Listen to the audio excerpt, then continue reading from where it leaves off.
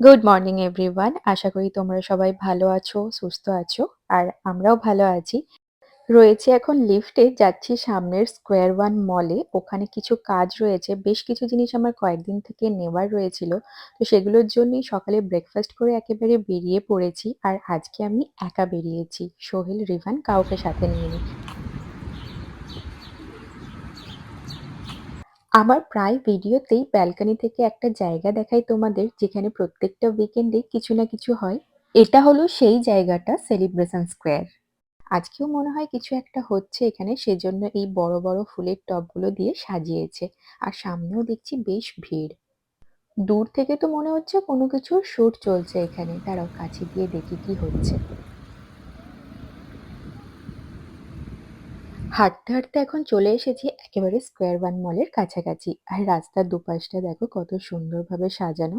আর এই হলো square one মল, যার ভেতরে সবকিছু রয়েছে। আর আমি প্রথমেই চলে এসেছি ডোলারামাতে। আর সামনেই আসছে ফল সিজন, আর সেই মতোই কিন্তু সবকিছু এখন চলে এসেছে এখানে।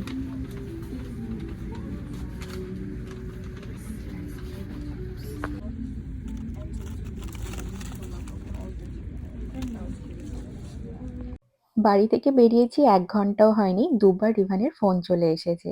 ওর জন্য এখান থেকে একটা খেলনাও নিয়ে নিয়েছি। ফেরার পর যদি দেখে যে ওর জন্য কিছু নিয়ে আসেনি, তাহলে আবার মনটা খারাপ হয়ে যাবে।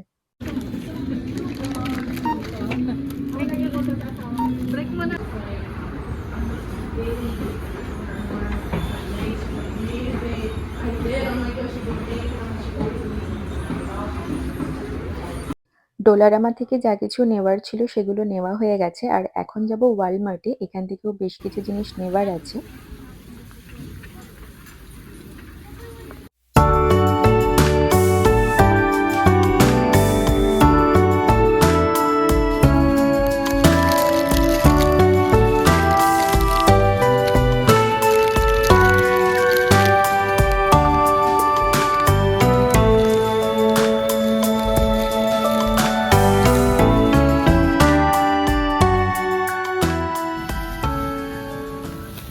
এই জায়গাটাতে কেটে রাখা ফ্রুটস রয়েছে, মানে আলাদা আলাদা সাইজের বক্স করা রয়েছে। হাতে একেবারে সময় না থাকলে কিন্তু এটা একটা ভালো অপশন।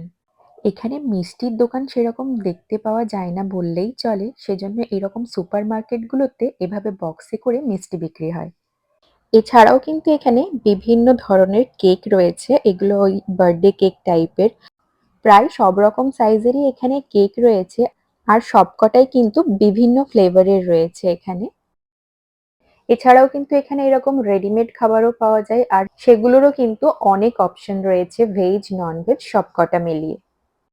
সামনেই কিন্তু আসতে চলেছে হ্যালোইন, আর সেজন্যই এই সুপার মার্কেটগুলো এরকম হ্যালোইন থিমে একেবারে সেজে উঠেছে।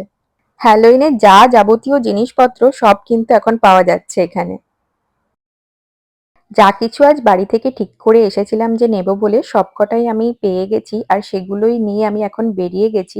বেশিক্ষণ থাকলে আমি উল্টোপাল্টা জিনিস তুলতে থাকবো, তার থেকে বরং যে কটা জিনিস দরকার সেগুলোকে নিয়ে আমি এখন ফিরে গেছি বাড়ি। আর বাড়ি আসতে না আসতে কি এনেছি সেটা এখন রিভান দেখতে শুরু করেছে। আসলে ও নিজের জিনিসটা খুঁজছে এখানে। তো ওটা অনেকটা নিচে রয়েছে। তো ওটা খুঁজতে খুঁজতে বাকি সব বাজারগুলো মোটামুটি আমার গোছানো হয়ে যাবে।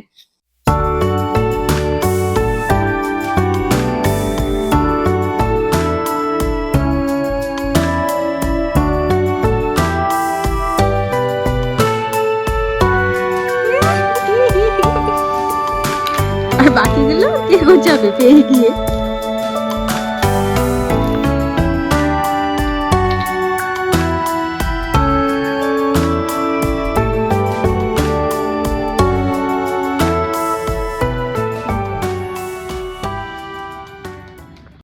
আজকে এই জিনিসগুলো নিয়ে এসেছি কিচেনের জন্য। বহুদিন থেকে এই জিনিসগুলো কিচেনের জন্য খুব বেশি দরকার ছিল।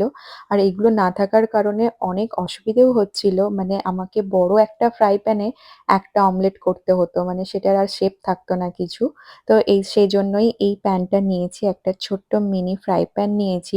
সাইজটা আমি একেবারে এরকমটাই চাইছিলাম, যে একটা অমলেট হবার মতো আরকি। আর এই যে এই চপারটা এটাও কিন্তু খুব বেশি দরকার ছিল। আর বেশ অনেকদিন থেকে ভাবছিলাম যে আমার ওই যে চপিং বোর্ডটা চেঞ্জ করব সেটা আর হয়ে উঠছিল না। মানে বারবার বেরোচ্ছিলাম ওটাই ভুলে যাচ্ছিলাম। তো আজকে মনে করে এই জিনিসগুলো নেব বলেই গেছিলাম। আর সেই মতো কিন্তু আমি সবকটা নিয়েও এসেছি। তো এখন চলে এসেছি দুপুরের লাঞ্চ বানাতে। তো আজকে ভেবেছিলাম লাঞ্চে চিংড়ি মাছের কিছু একটা প্রিপারেশন বানাবো।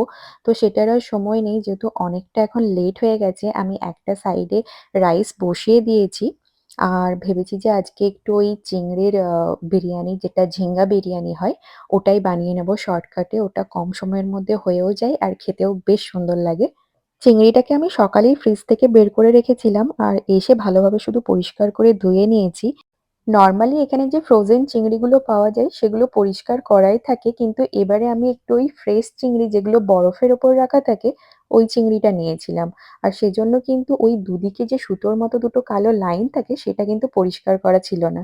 তাই আজকে বেশ অনেকটা সময় লেগে গেল চিংড়িগুলোকে পরিষ্কার করতে।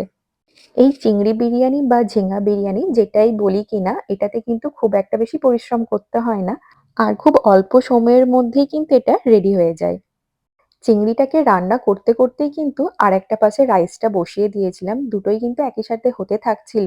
চিংড়িটা ভালোভাবে কষানো হয়ে যাওয়ার পর রাইসটাও আমি ছেঁকে নিয়ে এই চিংড়িটার ওপরেই দিয়ে দিয়েছিলাম। আর বেশ কিছুক্ষণ দমে রাখার পর ওপর থেকে এরকম বেরেস্তা করে রাখা পেঁয়াজ দিয়ে দিচ্ছি। তো একেবারে অল্প সময়ের মধ্যে আমার চটজলদি ঝিঙ্গা বিরিয়ানি কিন্তু এক্কেবারে রেডি। আর কেউ যদি এটার ফুল রেসিপি দেখতে চাও সেটাও কিন্তু আমার চ্যানেলে রয়েছে। কোনো একটা ভিডিওতে আমি এটার ফুল রেসিপি দিয়েছিলাম। তো আমি যদি পারি তো সেটার লিংক আমি ডেসক্রিপশনে দিয়ে দেব। যারা চিংড়ি মাছ খেতে পছন্দ করো তাদের কিন্তু এই রেসিপিটা দারুণ লাগবে। তারা কিন্তু মাস্ট একবার ট্রাই করে দেখো।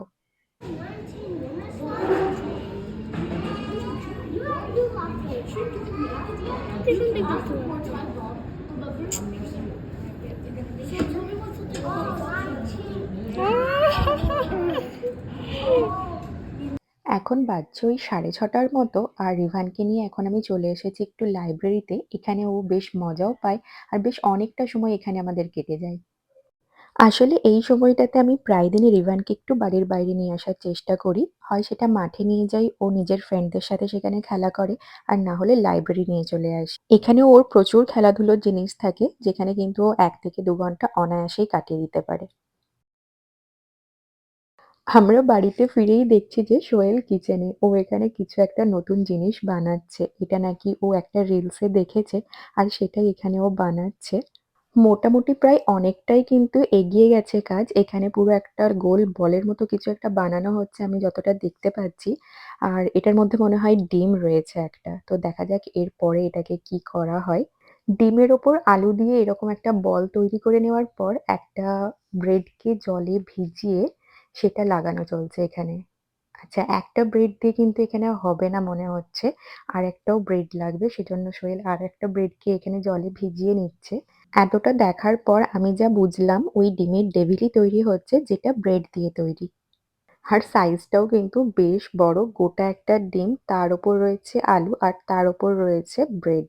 তো একটা মোটামুটি এখানে তৈরি হয়ে গেছে আর সেটা ভাজতেও বসিয়ে দিয়েছে সোহেল। একটা ততক্ষণ ভাজা হোক আর এপাশে কিন্তু বাকি সবকিছু এক্কেবারে রেডি করা রয়েছে। ৩ টে এখনো ডিম রয়েছে। বাকিটা এখন আমি ধরেছি বানাতে। একটা অলরেডি বানিয়ে ফেলেছি, আরেকটা এখন বানানো চলছে।